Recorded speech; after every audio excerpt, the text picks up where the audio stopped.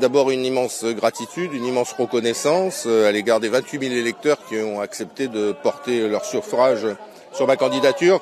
C'est d'autant plus important pour moi que c'était un renouvellement de mandat, donc bien sûr vous êtes aussi jugé sur ce que vous avez fait, donc c'est un sentiment bien sûr de satisfaction.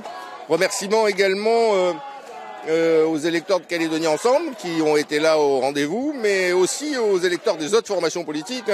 Je suis passé de 9 000 à 28 000 voix, c'est pas par l'opération du Saint-Esprit, c'est bien parce que des Calédoniens attachés à une Nouvelle-Calédonie au sein de la République, qui n'avaient pas choisi au premier tour, ont décidé de reporter leur voix au second tour sur ma candidature. Donc là aussi, c'est une reconnaissance à l'égard des partis politiques qui ont soutenu la plateforme sur laquelle on s'est engagé, le rassemblement de Pierre Frogier avec Éric Gay, Georges Naturel, Alain Lazare, qui s'est engagé pour soutenir nos candidatures, Philippe Dunoyer et la mienne, dans les deux circonscriptions, et également Gaël Yano et Gilles Brial, ainsi que Pascal Vittori, au nom du mouvement populaire calédonien et de tous Calédoniens, qui ont eux aussi soutenu nos candidatures. Donc c'est une victoire collective. C'est certes la victoire de Calédonie Ensemble, mais au-delà, c'est la victoire collective de responsables politiques qui ont décidé de faire les choses ensemble.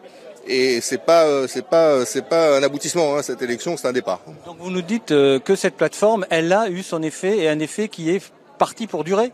Ah ben oui, l'objectif c'était d'une part de permettre un bon report de voix. J'ai fait 9 000 voix, mais il y avait 16 000 voix à côté. Il fallait une bonne dynamique pour que le report soit correct, d'autant plus que, comme vous le savez, il y en a un certain nombre qui n'avaient pas appelé à voter pour moi, mais qui avaient appelé à voter pour Mapou, même si au premier tour, ils étaient censés avoir défendu la Calédonie française.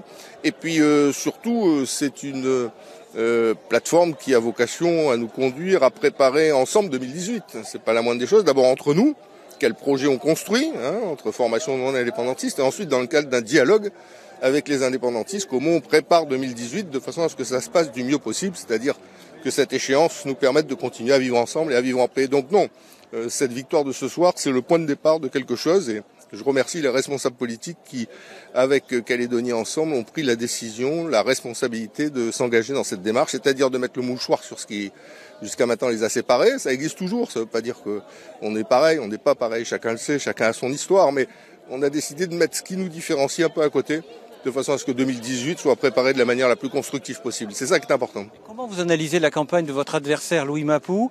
Est-ce qu'il a été à la hauteur, entre guillemets, je veux dire, responsable, digne dans sa campagne vis-à-vis de vous? Ouais, je crois que Louis Mapou est un candidat remarquable, un candidat intelligent, aguerri, engagé de très longue date au sein du FLNKS, et je crois que les débats qu'on a eus ensemble étaient des débats dignes dans cette campagne où chacun avait son idéologie, mais respectait les convictions de l'autre. C'est important dans un pays comme le nôtre. Après, je crois qu'il a souffert d'une mobilisation insuffisante dans ces communes du Nord, puisqu'il a rassemblé, je crois, que 25 000 voix potentielles indépendantistes et au-delà de 30 000 voix. Donc c'est ça qui, à la sortie, a conduit aussi à ce que la victoire soit possible.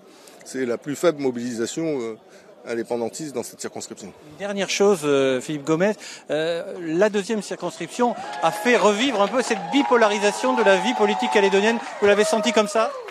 Il est vrai que autant le premier tour est un premier tour où chacun exprime sa sensibilité, et puis au deuxième tour, c'est vrai que ça clive beaucoup plus fort, parce qu'il y en a qui veulent que la Nouvelle-Calédonie accède à l'indépendance et d'autres qui souhaitent qu'elle reste au sein de la République. Donc évidemment, les choses sont plus clivantes. Pour autant, je crois que Louis Mapou d'un côté, comme moi de l'autre, on a essayé d'affirmer nos convictions, mais sans pour autant froisser ou nier celle de l'autre, sans pour autant ne pas respecter celle de l'autre. Je crois qu'on est dans un pays où le respect des convictions de l'autre est quelque chose d'essentiel pour construire un vivre ensemble.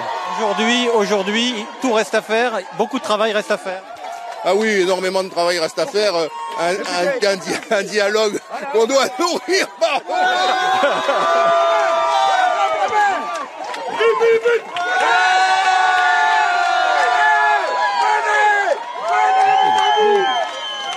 Eh bien, écoutez, voilà, ce sera l'image de fin.